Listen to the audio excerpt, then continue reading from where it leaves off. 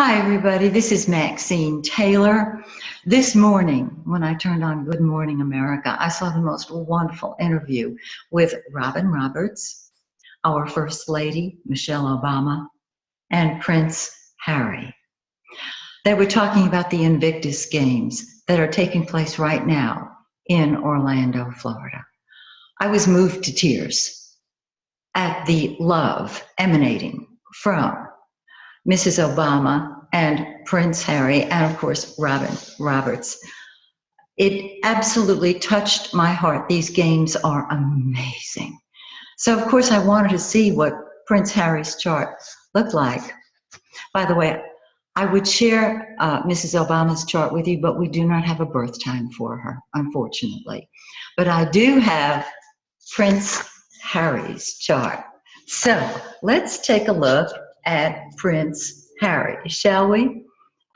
First of all, as you look at this chart, those of you who study astrology see the handle of his bucket is the moon in Taurus in the 4th house. And when you have the moon in the 4th house, your home and your family, your native land, in fact, are very, very important to you. That is where you turn for your emotional security. It's absolutely beautiful. And a Taurus moon can make you very fixed and very determined, and that is very often a good thing because it is determination that gets the ball across the goal line. Don't give up, never give up. That's the Taurus moon.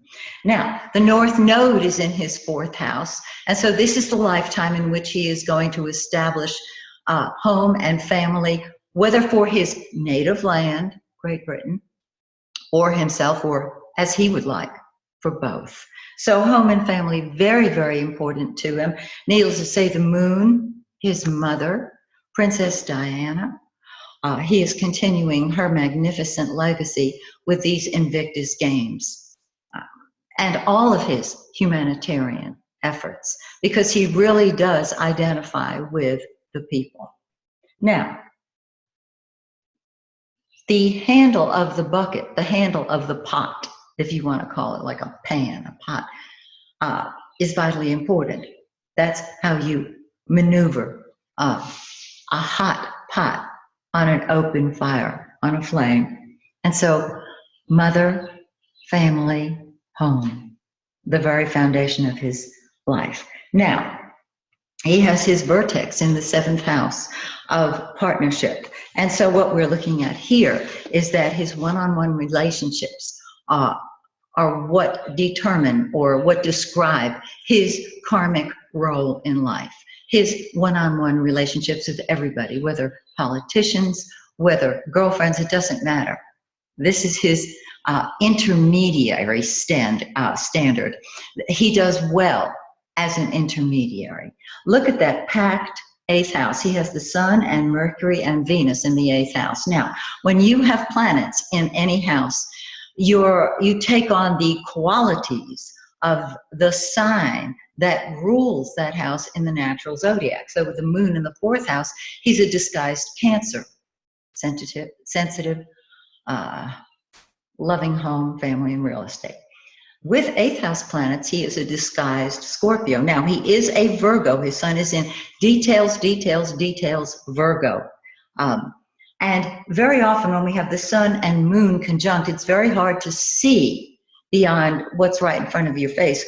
Fortunately, however, for those of you who study astrology, his Mercury is in 5 Virgo and his sun is in 22 Virgo, which gives him an objectivity, which is absolutely imperative for anyone dealing with world events, with world leaders, because when you're able to stand back and see the big picture, you're less likely to jump in on an emotional impulse. So anything in the 8th house makes you a disguised Scorpio. And so secrets, getting to the heart of what is really going on, this is very important to him. Also in the 8th house, it shows that any planet in the 8th house will undergo a metamorphosis, a transformation in this lifetime. So Mercury is what we think and talk about. So his thinking, his conscious mind will and probably has been undergoing a huge change since his birth. The eighth house deals with other people's values, other people's money, and secrets of all kinds. And so he wants to get to the heart of what the problem is, especially with all that Virgo detail from the Sun and Mercury. And so this is a psychic detective. He may not see himself as a psychic detective, but that left brain is going round and round in the eighth house of secrets, and he will always get the answer he's looking for. The Sun is the center of our life. It's our Father's message to us, and so Prince Charles's message to him is to help other people develop their resources, to keep his secrets close to his chest, and also to undergo a transformation. And I believe that in his own way, Prince Charles has done that himself. Venus, the planet of love and beauty, is in its own sign, Libra, hidden behind the ninth cusp, but it's in the eighth house. And so his concept of love and partnership and marriage will undergo a change in this lifetime. And he'll keep his relationships as private as he can. I mean, he's in the limelight. Every move he makes is in the limelight. However, with that eighth house, he will have a private life. Okay, look at the Venus again in the eighth.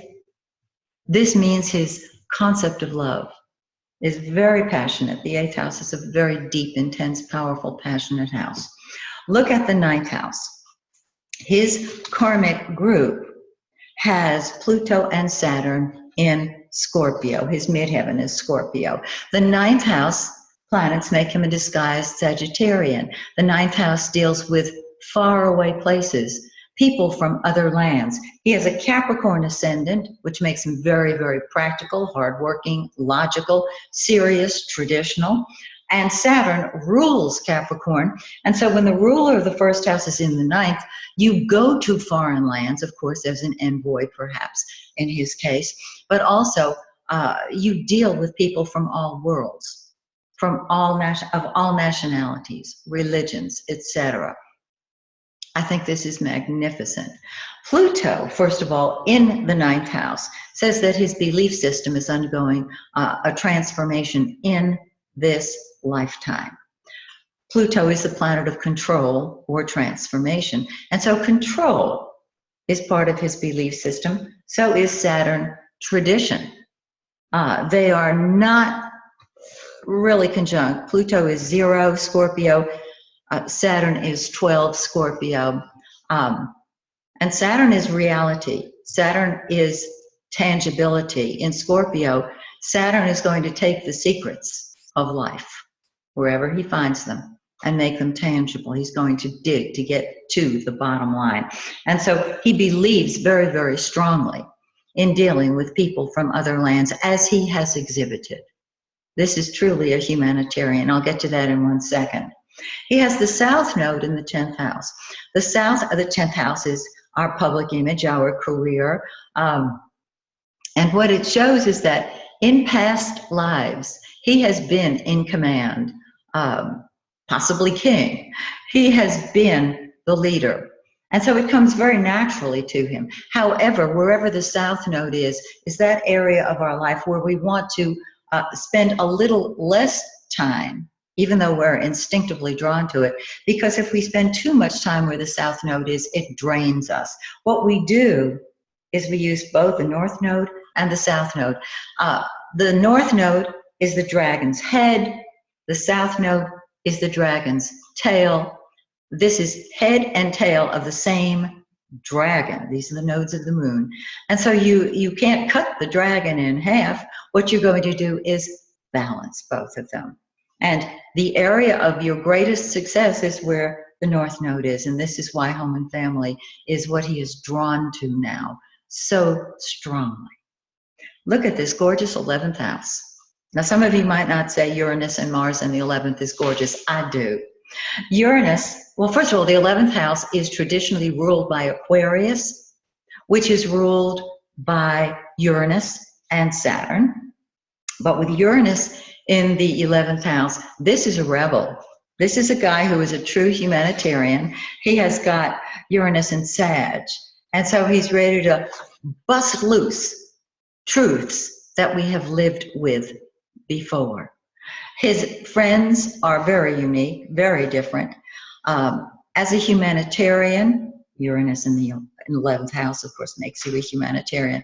He loves people. He loves other people's children. The 11th house is other people's children. Who are other people's children? Every human being walking this planet. And so there can be a rather impersonal tone about the 11th house person because they are dealing with humanity rather than one-on-one with you.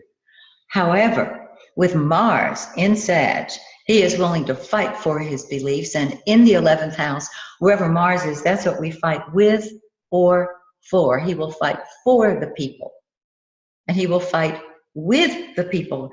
He has been in the military, fighting with the people. I don't mean fighting them, hurting them, killing them, but with his team. The 11th house is your team, as he would say, his mates, the lads. And so we've got somebody here who will fight for humanity, and this comes first to him. Wherever Mars is in your birth chart is what comes first to you.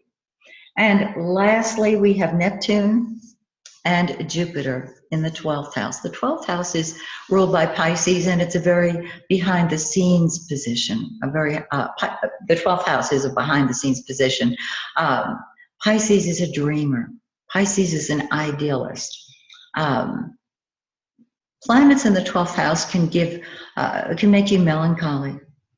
They can create sadness, because the 12th house is the subconscious and past lives, the spirit plane, and there is an attachment and an identity, a connection with the other side when you have a strong 12th house, as he does. And so he does have a very strong spiritual side to him that we may or may not see. Neptune rules the 12th house in the natural zodiac, and wherever Neptune is, that's our dream. That's where we escape. And so he needs time alone. What with his strong 8th house and a strong 12th house, this guy needs solitude and privacy.